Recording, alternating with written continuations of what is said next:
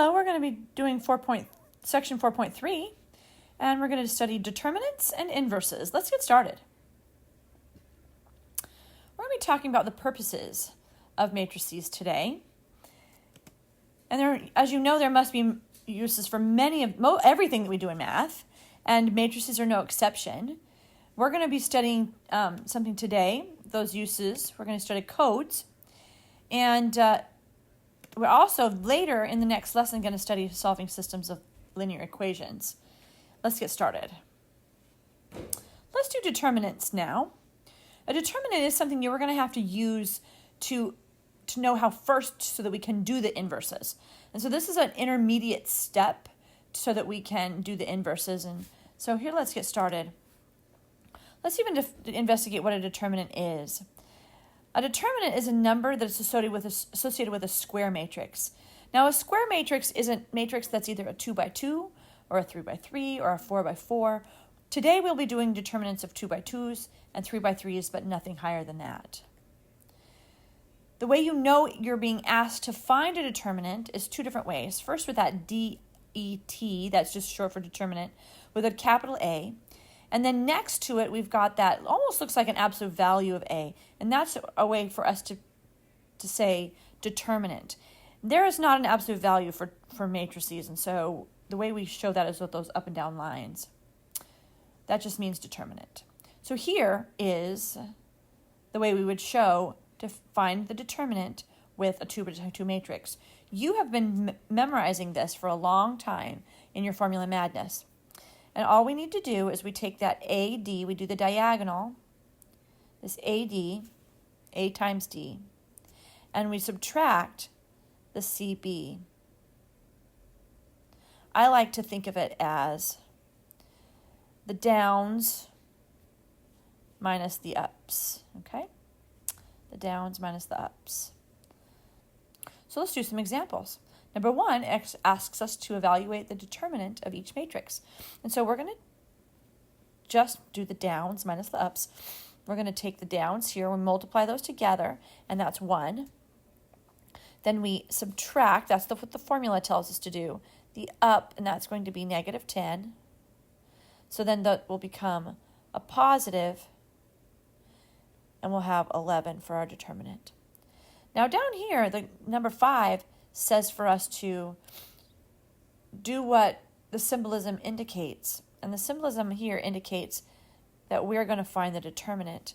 So we're going to do that by the downs minus the ups. We're going to take that, multiply those together, that's negative 2. Subtract, because that's what the formula says.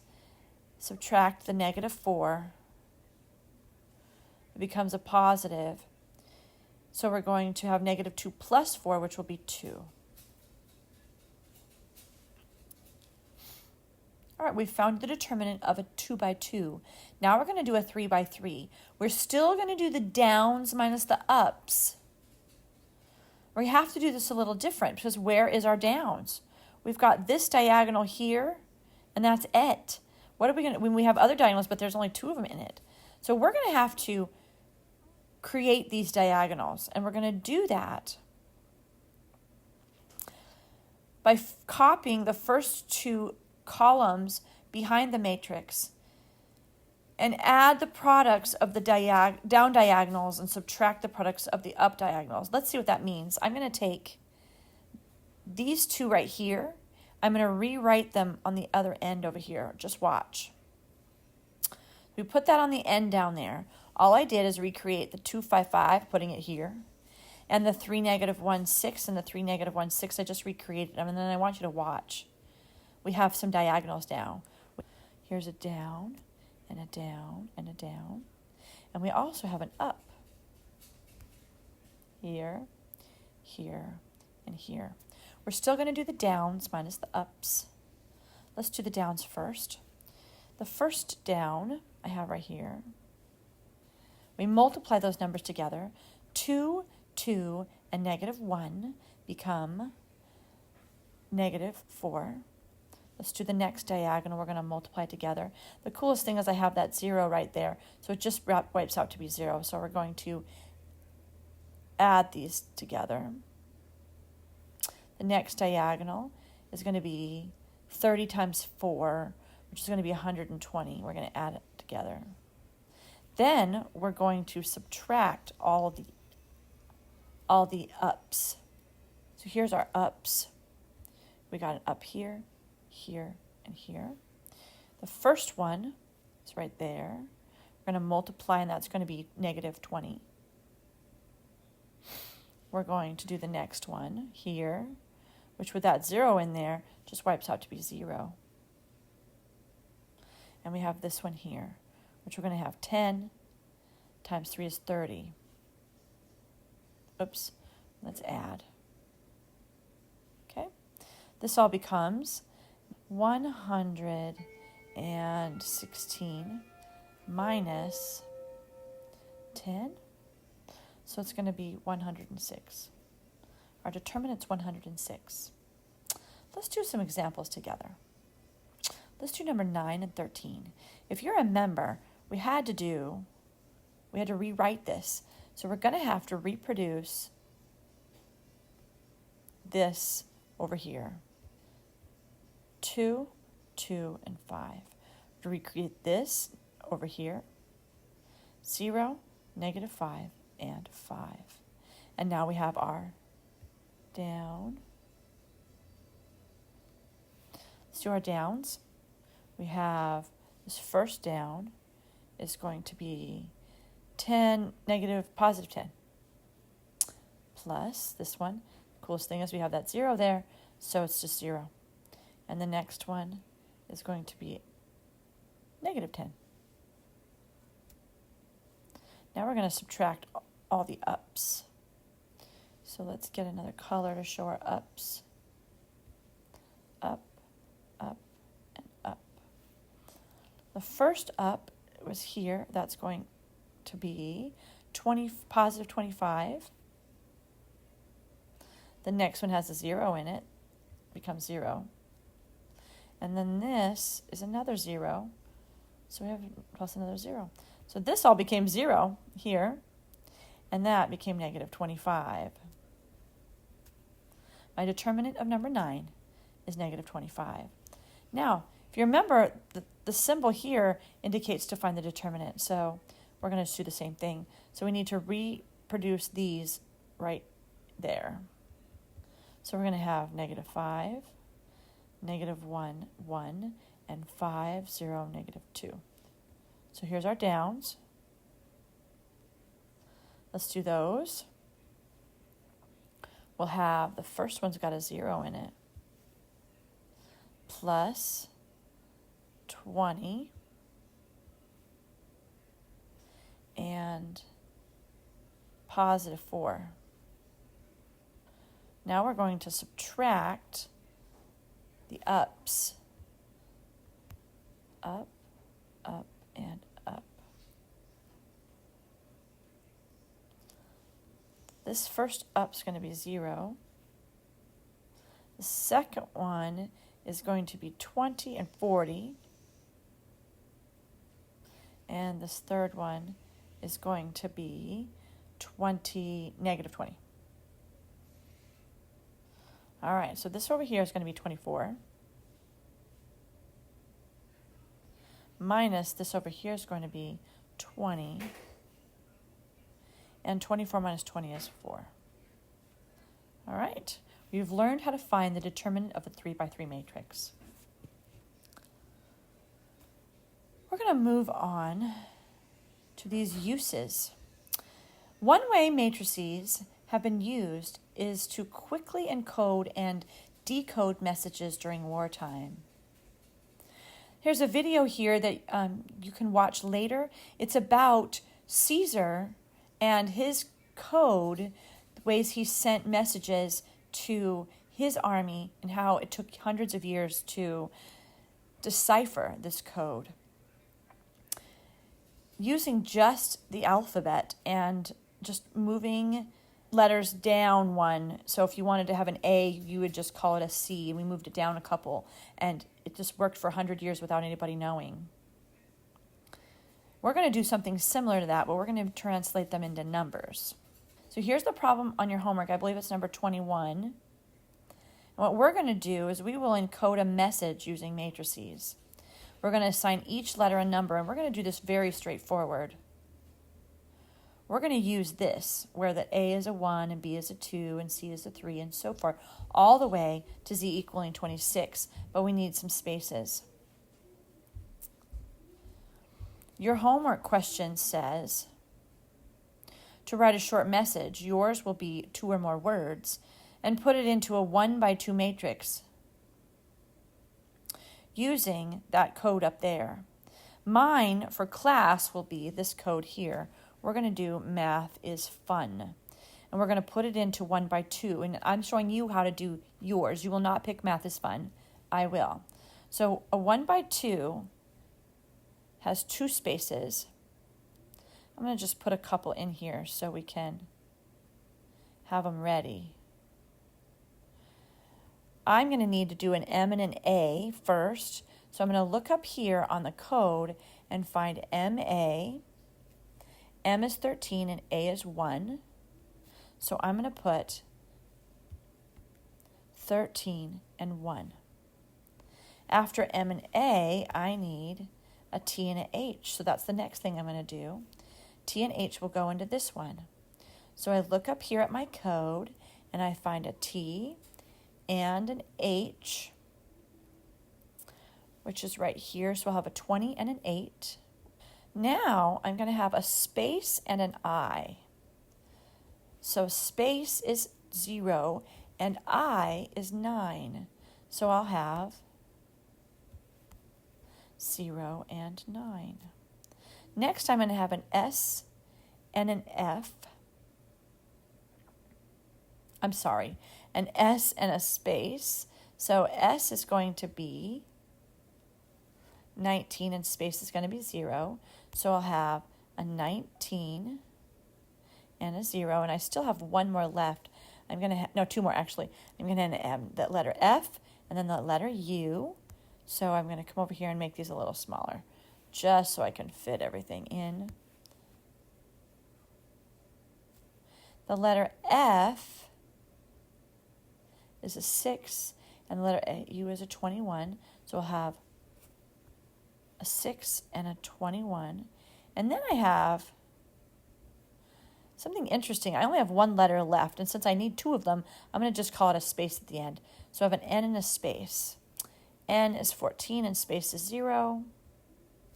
So I'll have 14 and 0. You're going to make a code. You're going to make a code and translate it into numbers, and then next class we'll do something with those. Okay? Now we're going to talk about inverses. All right, what is the inverse? And someone, you probably will say, well, an inverse is the opposite. So if I have a number, actually, no, what is the inverse of addition? Well, the opposite or the inverse of addition is subtraction. But what happens when I add inverses? So I have a number, let's say 5. What's its inverse? -5. So what happens when I add those inverses? We get 0. So the additive inverse is 0. What's the inverse of multiplication? Well, that would be the opposite of multiplication, and that would be division. What happens when we add opposites?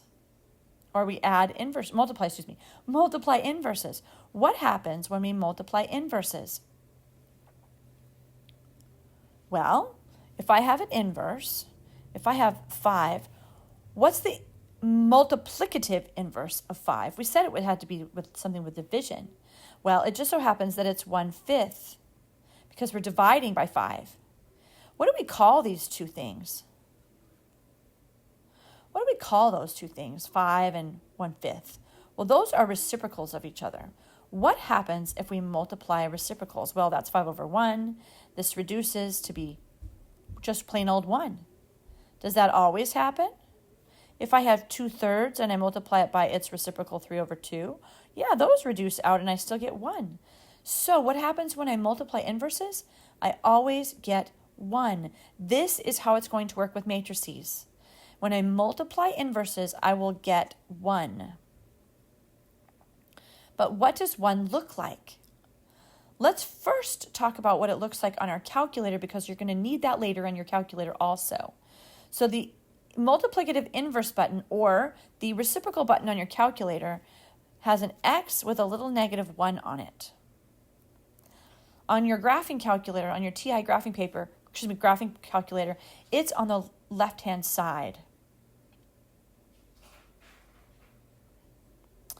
What is the inverse of multiplying matrices? I'm going to just tell you right now that it is not division. Let's investigate that on the next slide. On the next slide, we're also going to be investigating what happens if we multiply inverse matrices together. What does that one matrix look like? We said if we multiply two numbers that are inverses, we get 1. Well, what does that one matrix look like? When the identity matrix is multiplied with any matrix of the same dimension, it equals the original matrix. So if you have a matrix, that's the A right there. If you multiply it by the identity matrix, or if you multiply the identity matrix times a matrix, you will get back the original.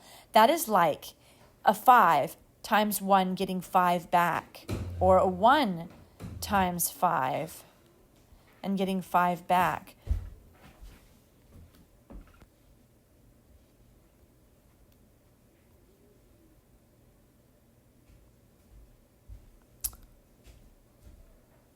So it acts like 1. This matrix is equivalent to 1. We've talked about this, but what does that 1 matrix look like?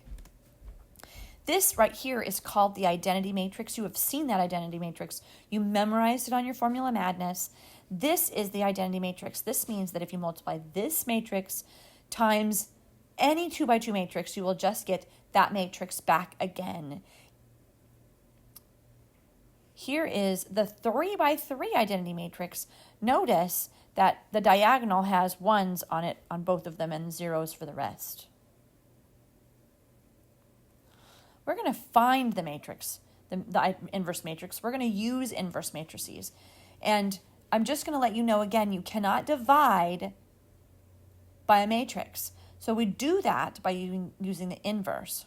We do that by we multiply by the inverse of the matrix. Just like with fractions, when we divide with fractions, really we just multiply by the inverse or multiply by the reciprocal. So if I have a matrix, which is this A right here, and I multiply by its inverse, I will get the identity matrix, which is like 1. Here is the formula for finding the inverse of a 2 by 2 matrix. Here is the original matrix right here, and here is the formula for finding the inverse. Let's go over it really quick. This piece right here is the determinant. That's why we learned how to find the determinant prior. If you remember, the determinant was the down minus the up. These in here, if you notice, we have an A and a D here. We have an A and a D, but they're flip-flopped. And for the C and the B, all we did was just negate them or put negatives in front of them. Let's actually do one of these, 2 of these. I believe that these numbers are a little different on your homework. This is not 15 on your homework, and it is not 16 on your homework. Just look and find it. It's the first of these inverse ones on your paper. All right, let's do this. Here's the formula. We're going to find the determinant first. Remember, it's the downs minus the ups. The downs is the 1 over. We're going to have 64. Then we're going to minus the ups, which is right there. That's 56. Then we're going to flip. That's what this said here. Flip those. But right now there's nothing really to flip because 8, -8, -8 are just the same. So we're just going to rewrite them. Then we're going to take what is on our diagonal there and just put negatives in front. So we have a 7 and an 8. We're going to just put negatives in front. -8, -7. We're almost done. We're going to reduce this. So 64 minus 56 is 8. So we'll have 1/8, -8, -8, -7, -8, and we are done. This is the inverse of this one. If you multiplied those two together, you would get the identity matrix. Let's do the next one. Remember that this is not really 16 on your paper. You'll have to look and find it on there, okay? All right, remember we're going to do 1 over the determinant. The determinant is the down minus the up. So the down is is 32, negative 32. Minus the up, which is negative 50. Then we're going to flip these, which is going to be a 4 up here and a negative 8 down here. We're going to negate those or change the sign. This goes to a negative 10. Since this is already negative 5, we're going to turn it into a 5. This is going to, over here, let's reduce this. That's going to be 18. So we have 4, negative 10, 5, and negative 8. We have found our inverse. Now we're going to do graphing calculator. Finding the inverse on a 3x3 matrix is really complicated and time-consuming process. And you're going to need this to know how to do this, but we're going to do this on your graphing calculator. So watch here to do this on your graphing calculator. All right, we're going to do number 17. And 17 is the matrix. You can see it there. And we're going to use the matrix button. Now the matrix button, it's right above this x to the negative 1 right there. So we're going to have to use the alpha key for that. So we're going to go second matrix. As you look inside there, you're going to be able to see several things. We're going to go over here to the edit. We're going to go over here to edit. We're going to scoot over with our arrow. And when we get in there, we're going to find the dimensions. If you notice on there, yours is a 3x3.